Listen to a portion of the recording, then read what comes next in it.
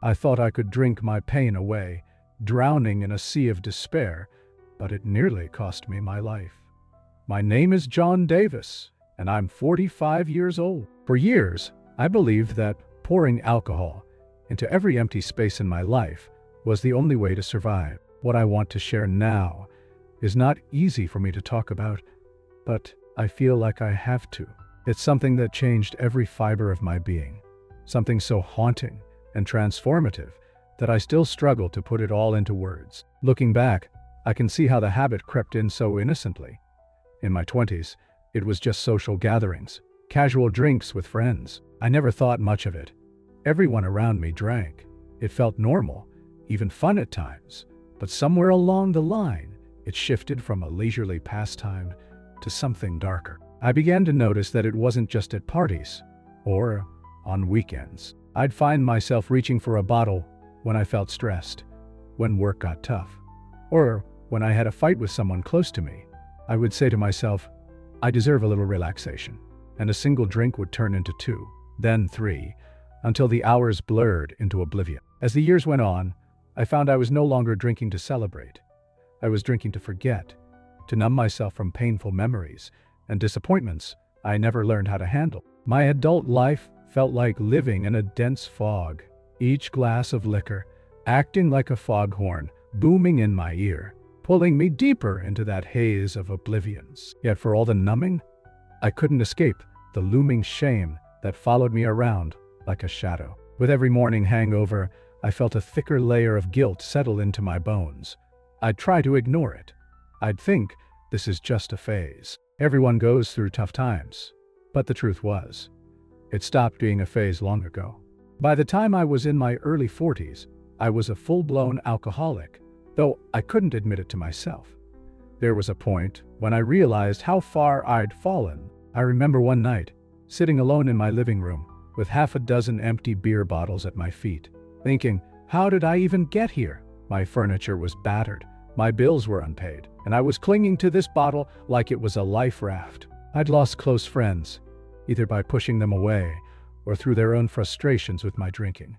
My family tried to reach out, but I brushed them off, insisting I was fine. Deep down, I knew I was running from something, maybe from all the regrets that piled up over time. I tried to keep going as though everything was normal, but it was like wearing a mask that kept cracking under the weight of my denial. That downward spiral led me to one particularly fateful night.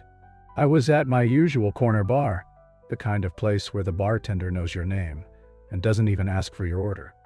I'd been there for hours, sinking further into my stool.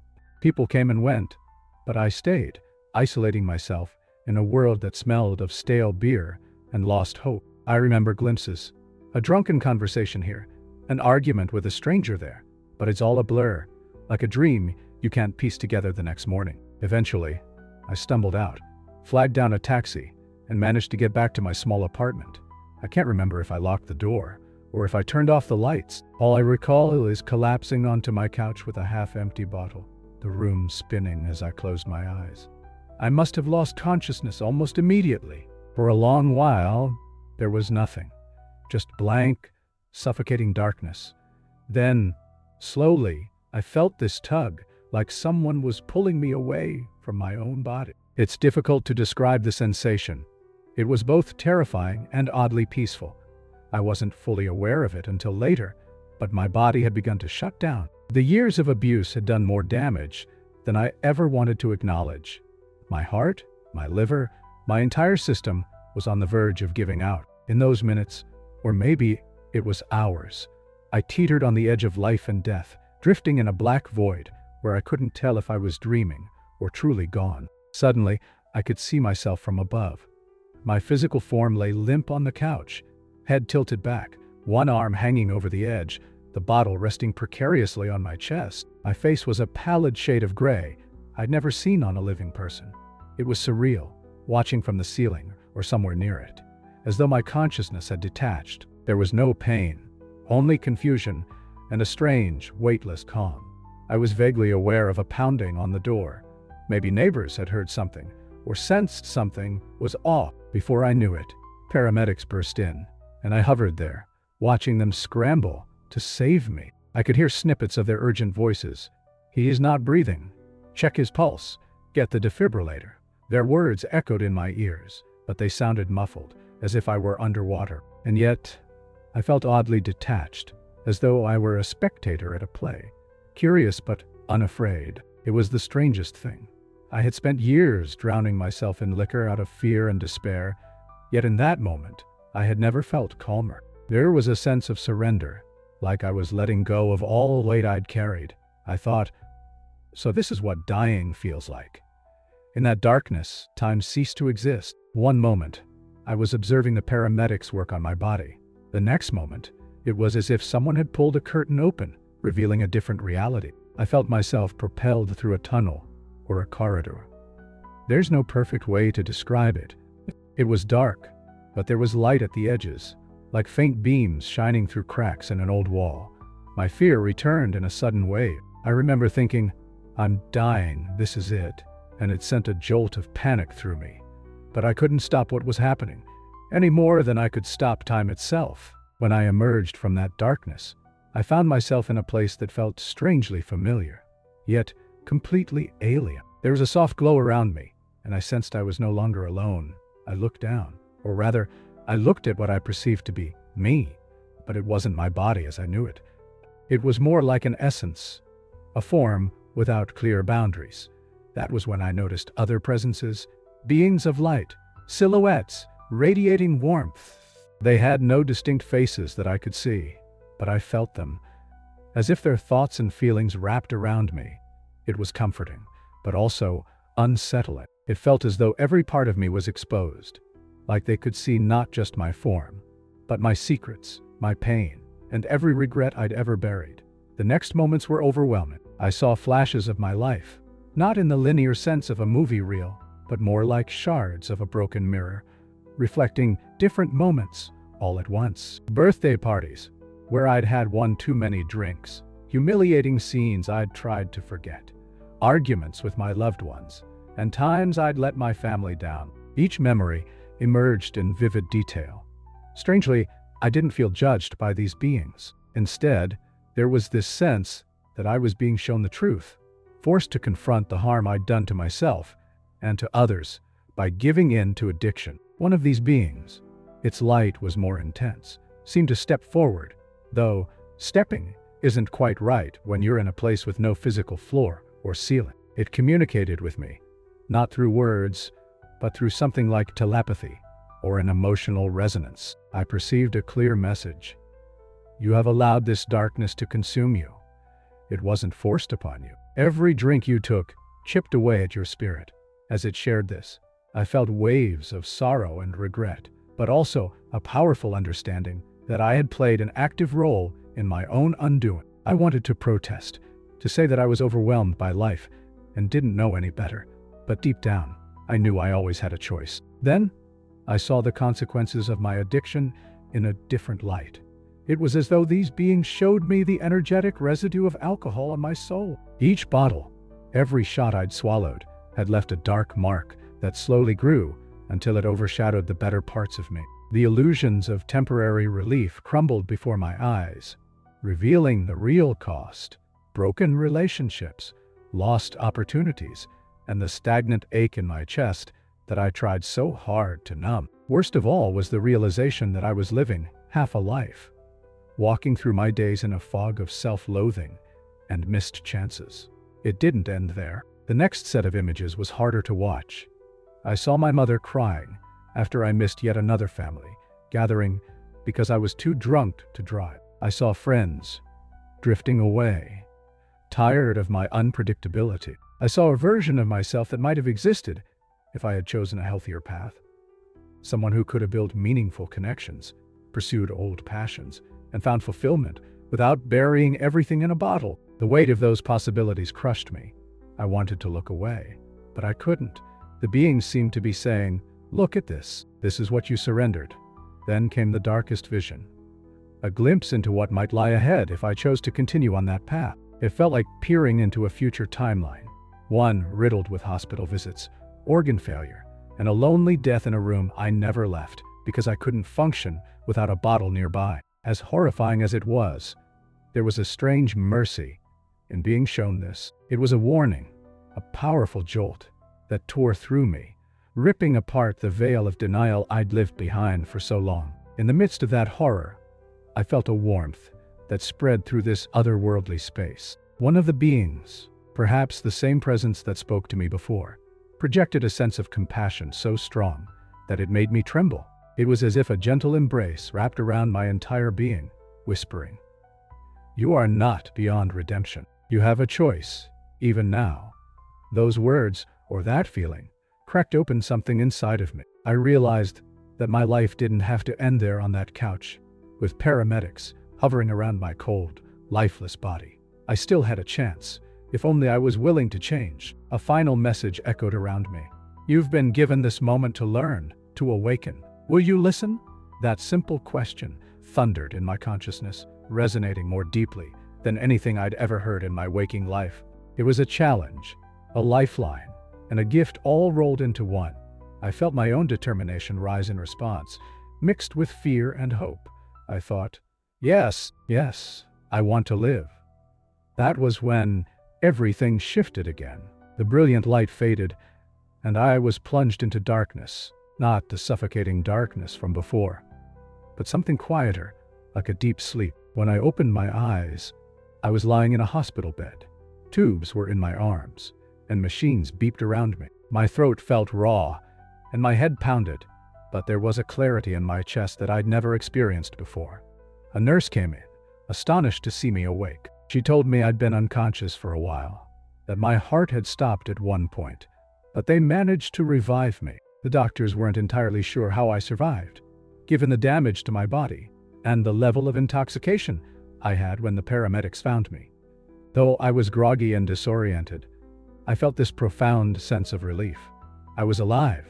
More than that, I felt purpose surging through me like fresh blood pumping in my veins. Memories of that realm and the luminous beings were still vivid in my mind, as real as the IV drip beside my bed. While lying there, I kept thinking about those messages, about how each drink had left a mark on my spirit, and how I needed to break free if I wanted any chance at a different life. I won't pretend it was easy.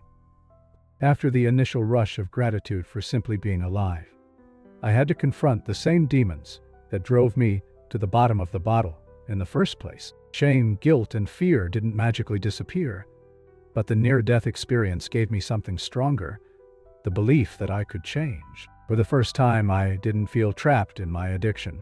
I felt as if I had a choice, just like that being of light had said. Once I was discharged, I took my first steps on what would be a long, winding road to recovery.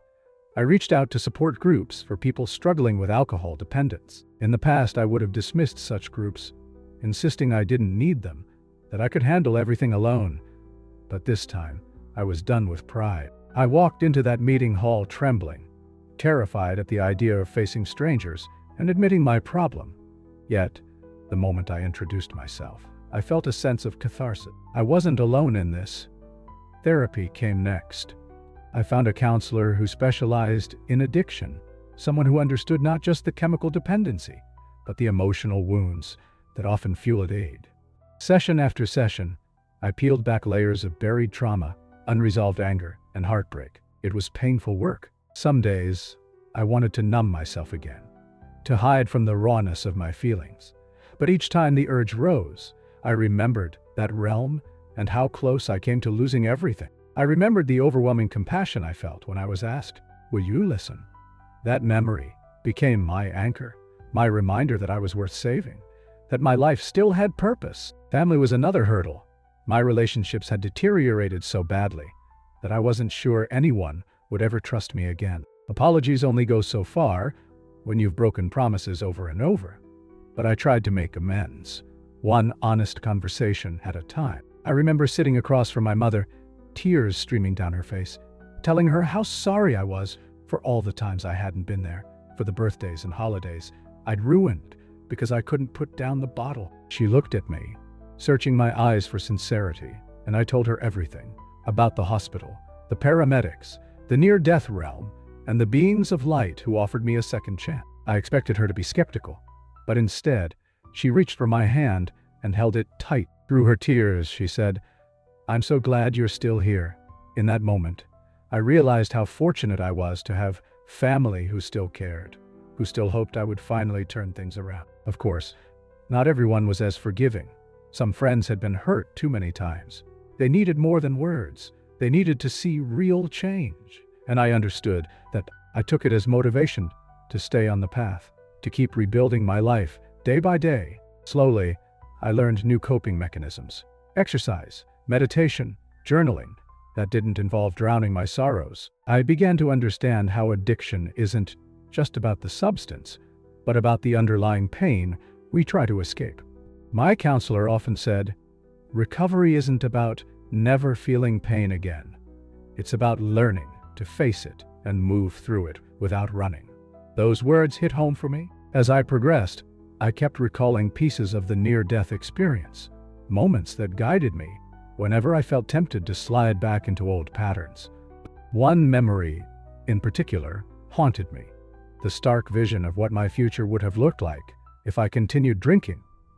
The lonely hospital bed, the eventual isolation, the slow decay of my body and mind. It was enough to make me shudder, but it also fueled my determination. I refused to let that be my destiny. Along the way, I started thinking about the spiritual side of what I'd experienced. I'd never been a particularly religious person. In fact, I often scoffed at discussions of the afterlife. Yet now, I found myself wrestling with the idea that maybe there is more to existence than I'd assumed. The beings of light never claimed to be angels or any specific religious entities.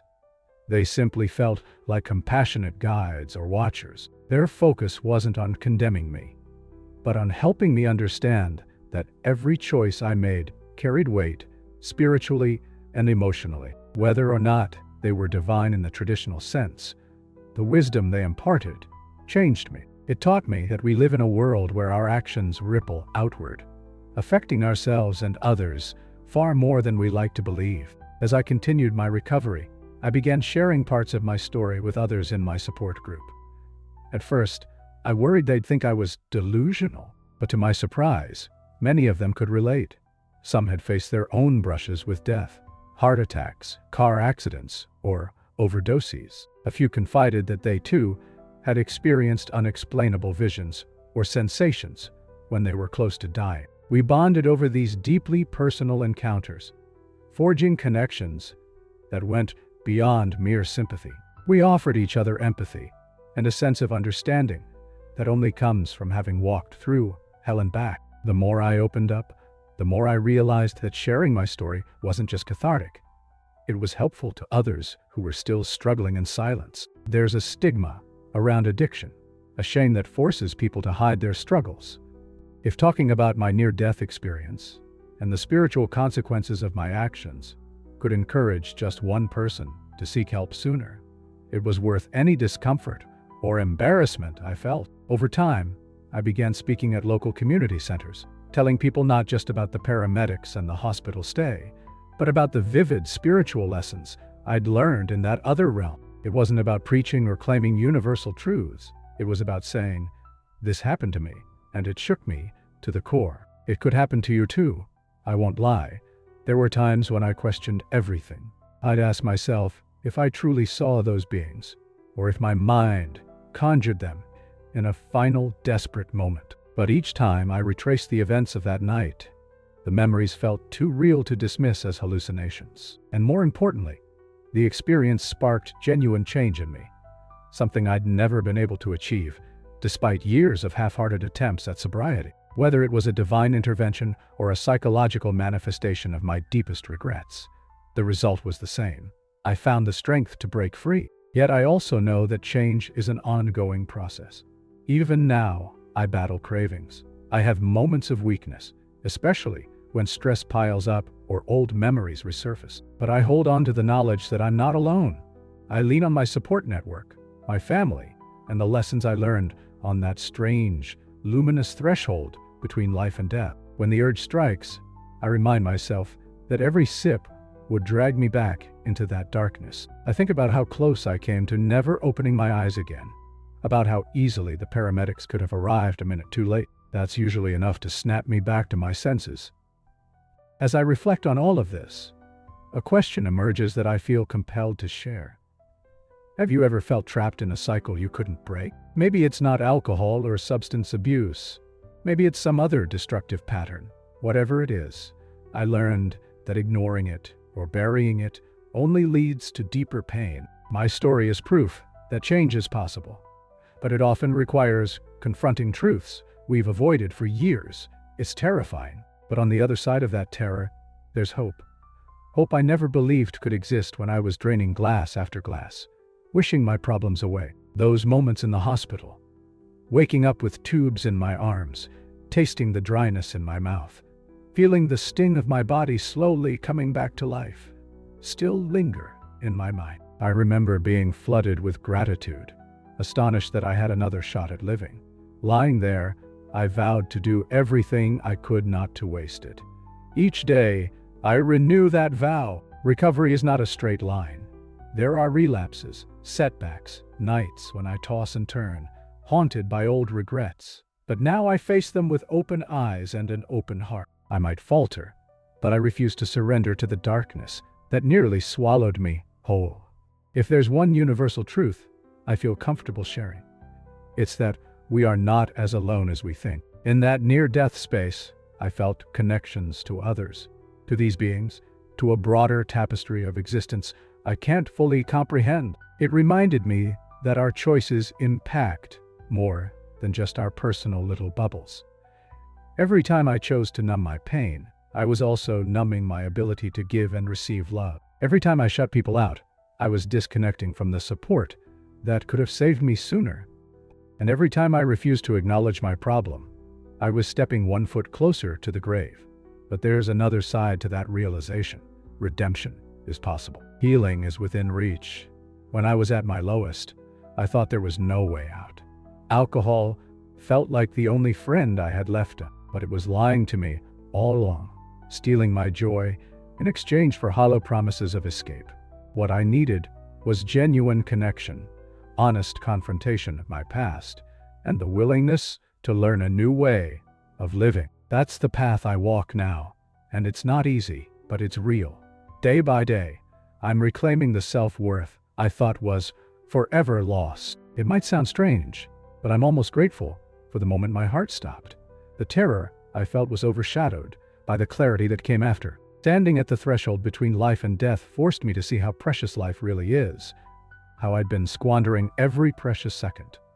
It also opened my eyes to the spiritual dimension of our existence, something I had been too cynical to accept before. I'm not here to tell anyone how to interpret that dimension, whether you see it as God, the universe, or simply an advanced projection of our consciousness. But I can't deny that it felt real, and that it showed me the harm I was inflicting upon my soul. Now, if you're listening to this and you feel a spark of recognition, if you've ever stared into a mirror and hated the person looking back, if you've ever felt chained to a habit that was dragging you into darkness, I want you to know there's a way out. It might not be easy, and you might stumble, but there is light on the other side. I speak from experience.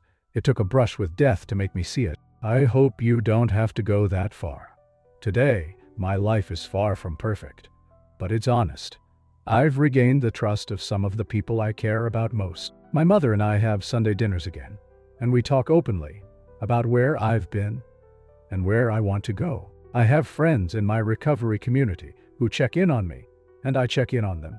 We hold each other accountable. I still have bills to pay, responsibilities to manage, regrets to handle, but now I face them head on. Each day I wake up sober is a day I didn't waste, a day I can use to keep healing and give something back to the world. I've also found that sharing my story, though it can be uncomfortable, has a powerful effect. When people hear about my near-death experience, they often ask, "Did you see a tunnel? A bright light?" And I tell them what I recall: the feeling of watching paramedics working on my lifeless body, the presence of those luminous figures, the sense of being judged, yet not condemned, and the profound realization of what my life had become. Some respond with skepticism, some with awe, but most see the change in my life as evidence enough. I am living proof that an alcoholic, left to his own devices, can fade away into the background of society, or he can come back reborn if he's willing to put in the work. I often reflect on the message the beings left me with. You've been given this moment to learn, to awaken. Will you listen? It wasn't a threat. It was an invitation to reclaim my life, and now I invite you to reflect on your own life. Have you ever felt trapped in destructive patterns, be it addiction or something else? Are there spiritual truths awaiting you if you choose to confront the pain you've been avoiding? I can't promise your journey will look like mine, but I can promise that facing the truth is the first step towards setting yourself free. For me, the biggest takeaway is that resilience and connection matter. We were never meant to live in isolation, drowning our sorrows alone. When I isolate, when I shut out the world, that's when the darkness gains the upper hand. But when I open up, seek help, and share my story, I find solidarity and courage. There's always hope, even in the darkest of places, because hope is not something external. It's a spark within us that just needs the right conditions to ignite. If my story resonates with you in any way, please consider lending your support and following this journey further. The more people who hear about these experiences, the more we can break down the stigmas surrounding addiction and near-death encounters. It's my sincere wish that nobody else has to come as close to death as I did before deciding to make a change. By sharing, liking, or subscribing, you're helping spread the word that transformation is possible, that life is precious, and that even if you're on the brink, there's a path back. Thank you for giving me your time and hearing me out. I'm grateful to be alive to tell this story, and I hope it can serve as a beacon for anyone standing at the edge, wondering if they have the strength to step back. You do, and I believe in you.